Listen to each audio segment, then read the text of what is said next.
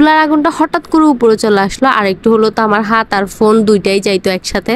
তো রান্না করতে আসলে আর কার কার সাথে এমনটা হয় জানাবেন কিন্তু।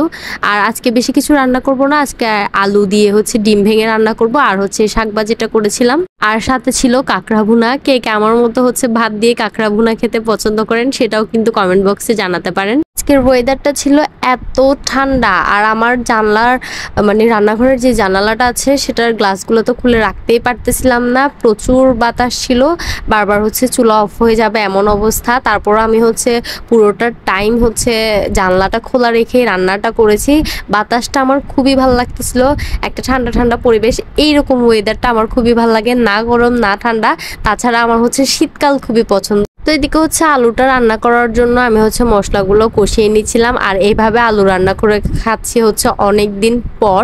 আমি হচ্ছে মাঝে মাঝে এভাবে সুরি শুটকি দিয়ে আলুটা খেতেও বেশ পছন্দ করি, মানে আর কে কে পছন্দ করে জানি না, কিন্তু আমার হচ্ছে শুধু সুরি শুটকি দিয়ে আলুটা এইভাবে রান্না করলে খুবই ভালো লাগে। আর এই পর্যায়ে মশলা কষানোর সময় আগুনটা ঠিক এভাবে উপরে উঠে আসছিল, আমার হাত আর মোবাইলটা একটুর জন্য বেঁচে গেছে। তো এরকম মাঝে মাঝে হয় আসলে। তো ওই টাইমটাতে যদি আমরা অনেক সময় একদমই চুলার কাছাকাছি গিয়ে রান্না করি, বেশিরভাগ চুলার কাছাকাছি গেলে কিন্তু নিজেদেরই ক্ষতি হয়ে যেতে পারে, চোখে মুখে হচ্ছে তাপটা লেগে যেতে পারে আর কি। তো এদিকে হচ্ছে কথা বলতে বলতে আমি মশলাটা কষিয়ে আলুগুলোও দিয়ে দিলাম। আলুগুলোকে এবার হচ্ছে খুব ভালো করে কষিয়ে নিব। এরপরে হচ্ছে আলুগুলো সিদ্ধ হওয়ার জন্য অল্প একটু পানি দিয়ে দিব আগে, আর আলুটা সিদ্ধ হতে থাক।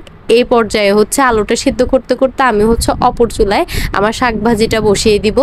অনেকদিন ধরে হচ্ছে শাকভাজি খেতে ইচ্ছে করতেছিল, কিন্তু হচ্ছে এই সকাল টাইমটাতে ওর আব্বু বাবুর আব্বু হচ্ছে টাইম পাচ্ছিল না, তো বাজারে পাঠাতে পারতেছিলাম না। আজকে ভাবলাম আমার ভাইকেই পাঠাই শাক নিয়ে আসতে, বাট বেচারা বুঝতে পারে নাই, ও এক মুঠা হচ্ছে শাক নিয়ে চলে আসছে, আর খুবই পরিমাণে অল্প ছিল। যাই হোক, তেমন বেশি একটা লাগবেও না, আমরা 2-3 জন মানুষ, আর হচ্ছে শাক কিন্তু অল্প হয়ে যায় ভাজি করলে। আর তাছাড়া শাক মানে শাক ভর্তা এসব জিনিস কিন্তু দুপুরে খেতেই বেশি মজা লাগে, রাত্রে তেমন একটা ভালো লাগেও না।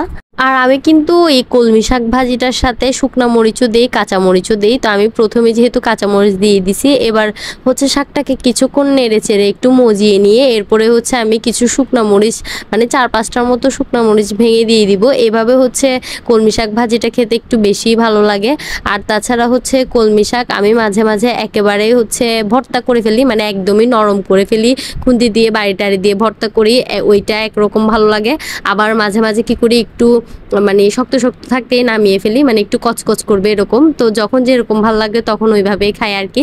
কে কিভাবে কলমি শাকটা পছন্দ করেন আপনারা কিন্তু জানাবেন। আজকে হচ্ছে অনেক প্রশ্ন করে ফেলতেছি, কে কোনটা পছন্দ করেন, কে কিভাবে পছন্দ করেন। অবশ্যই যারা ফুল ভিডিও দেখবে তারাই হচ্ছে কোয়েশ্চেনের আনসারগুলো দিতে পারবে আর কি।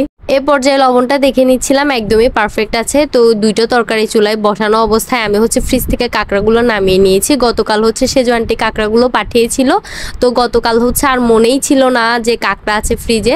আমি আজকে মানে আলুতে দেওয়ার জন্য যখন ডিম আনতে যাই তখন দেখি হচ্ছে ফ্রিজে কাঁকড়াগুলো রয়েছে, তো আমি হচ্ছে বের করে নিই। আমার আবার হচ্ছে ভাত দিয়ে কাঁকড়া খেতে খুবই ভালো লাগে, শুধু শুধুও খেতে ভালো লাগে, ভাত দিয়েও ভালো লাগে। তো আমি অনেকদিন যাবত হচ্ছে কাঁকড়া খুঁজতেছি, আশেপাশে তেমন একটা পাচ্ছিলাম না। কয়েকদিন আগে হচ্ছে বাজারে দেখছি, তেমন একটু ফ্রেশ লাগে নাই, বিদায় হচ্ছে আনিনি। আর আমি হচ্ছে এদিকে আলুটাও ঝোল দিয়ে দিছি, আর এদিকে আমার শাকটাও প্রায় হয়ে গেছে, জাস্ট হচ্ছে নেড়ে চেড়ে নামিয়ে নিব। আর শুকনো মরিচ দিয়ে দিলে একটু বেশি করে পেঁয়াজ কুচি রসুন কুচি দিলে কিন্তু শাকের মজাটাই বেড়ে যায় আর কি। আর শুকনো মরিচ দিয়ে আমার কাছে এই কলমি শাকটাই বেশি ভালো লাগে, আর বাকি শাকগুলো আমি নর্মালি কাঁচামরিচ দিয়ে রান্না করি। কলমি শাকটাতে শুকনো মরিচ কাঁচামরিচ দুটোই দিই। ওইদিকে আমার শাকটা হয়ে গেছে, নামিয়ে নিলাম। এবার আলুটার মধ্যে হচ্ছে ডিমটা ভেঙে দিয়ে দিব, আর ডিমটা ভেঙে দেওয়ার পরে বেশ কিছুক্ষণ রান্না করার দরকারও নেই, হয়তো বা 2-3 মিনিট রান্না করে এরপরে হচ্ছে নামিয়ে নিলে হয়ে যায়। তো আমি ডিমটা দিয়ে ভেঙে নেড়ে চেড়ে নিয়েছি। এবার হচ্ছে উপর থেকে ধনেপাতা ছিটিয়ে দিয়েই 2-3 মিনিট হচ্ছে ফুটিয়ে নিয়ে হচ্ছে আমি চুলাটা অফ করে দিব।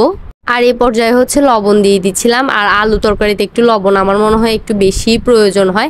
এভাবে হচ্ছে আমি শুটকি দিয়েও আলু রান্না করে খাই। আমার কিন্তু আলু অনেক পছন্দ, অনেকে হচ্ছে আলু তরকারিটা তেমন একটা পছন্দ করে না, আর বিশেষ করে যাদের ডায়াবেটিস আছে তারা তো আলুটা কম খাওয়াই ভালো।